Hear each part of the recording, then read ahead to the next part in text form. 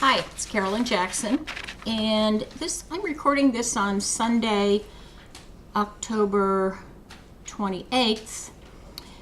I just finished posting the week 10 assignments for you, and I thought I would try an oral overview of the assignments for several reasons. First of all, and by the way, I can't figure out where on my camera to look, so it looks like I'm looking down, but I have to work on that. It's a new external camera on my desktop.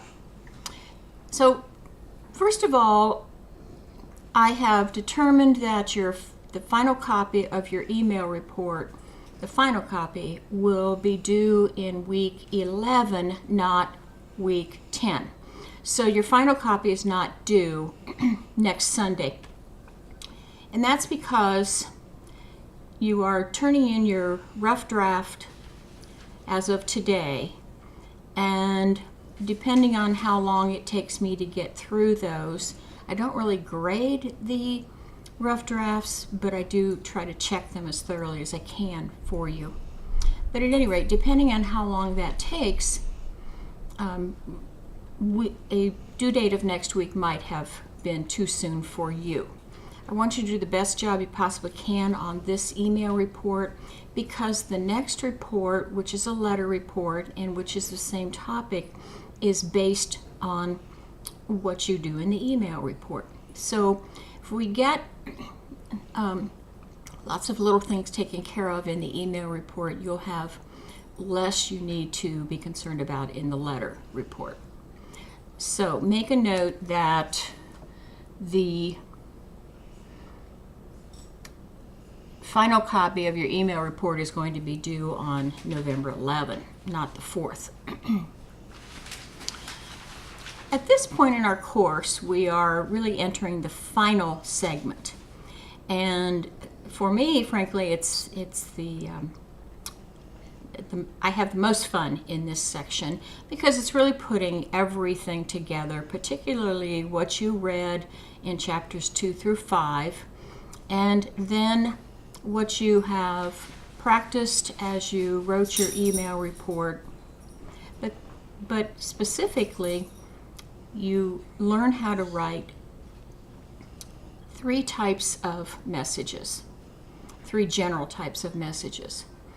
And those are neutral or good news messages, and bad news messages, and persuasive messages. Chapter 7 is where we start, and Chapter 7 is about neutral or good news messages. And those just mean that the reader is either going to take what you say to them in a very neutral way, like, okay, or you're telling the reader good news, something they really wanted to hear, and they're going to be excited about that. Then we move to Chapter 8, which is bad news. In other words, you're telling the reader something that they likely are not going to be happy to hear. And finally, Chapter 9 is about persuasive messages, which leads us right into Chapter 10 when we do a little work on writing a letter of application, which really, if you think about it, is a persuasive message. So this week, neutral and good news messages. The most important thing I need to get across to you, and one of the reasons I'm trying this video recording, is that in each of these chapters, particularly 7, 8, and 9, depending on the type of message you are writing, there is a formula, a strategy, a plan for how we begin the letter, how we talk about details in the middle of the letter, and how we finish the letter in the last paragraph. It is vital that you understand, depending on the type of letter you're writing, what that formula or strategy is. Your textbook does a good job of explaining that, depending again on the type of message. The PowerPoint presentations that I provide for you also do a really good job of almost breaking that strategy down into an outline. A short outline, but an outline. And you will notice on the scoring rubric that I provide for the first message, full message that you're going to write in week 10 as part of chapter 7, that I go so far as to indicate here's what's in the first paragraph, here's what's in the middle 1 or 2 paragraphs, and here's what's in the final paragraph. I won't do that on all the scoring rubrics, but I've made that change for this semester to try to help you even more see the strategy so that you know how do you start out writing, what's in the middle, and then how do you close it up.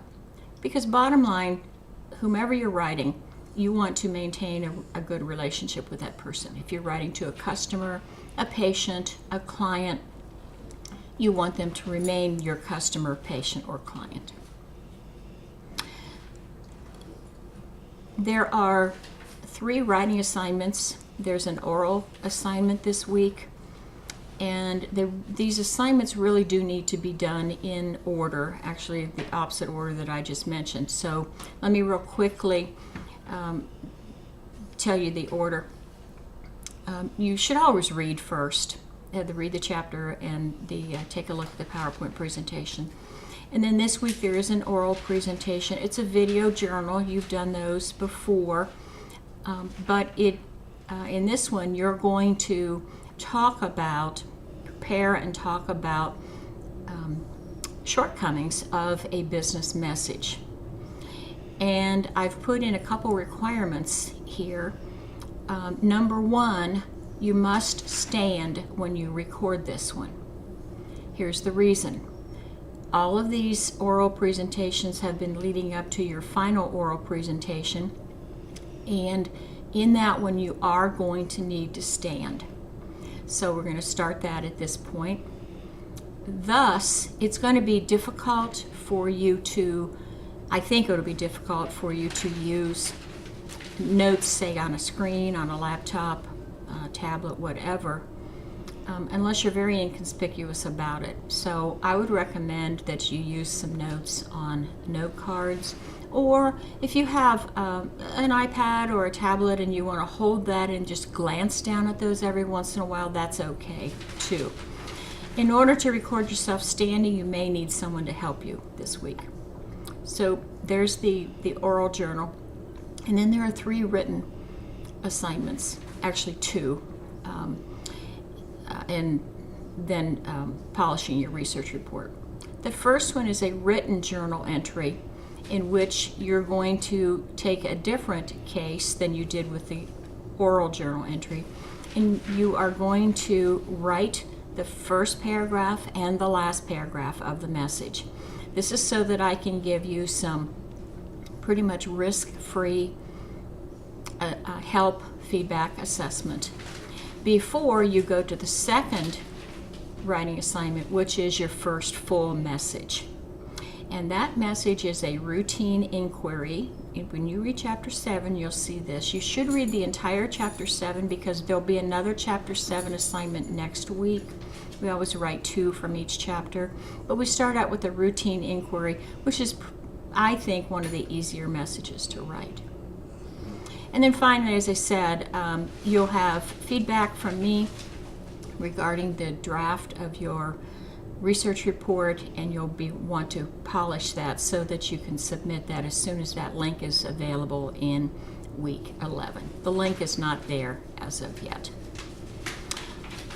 I hope this gives you a sense of what this week is about, and if you would like, give me some feedback about did it help to hear about the week or not. Finally, I wanted to tell you that I was scheduled to be in the Edison Piqua Campus Library this Thursday from 5 to 6, or a little longer if someone needed help. Unfortunately, I'm going to need to change that because I have a funeral to attend the next day up near Cleveland. I haven't looked yet to determine whether I'm going to do tomorrow night or Wednesday night. So far, I haven't had anybody come ask for help, and that's okay if you don't need the help, but I'm still making myself available, as I promised, for 4 weeks. So check Blackboard. I'll put an announcement there as to whether I'm going to be there on Tuesday or Wednesday. Thank you. I hope you're having a good week, and I look forward to checking your drafts of your reports and giving you some helpful feedback. Thank you.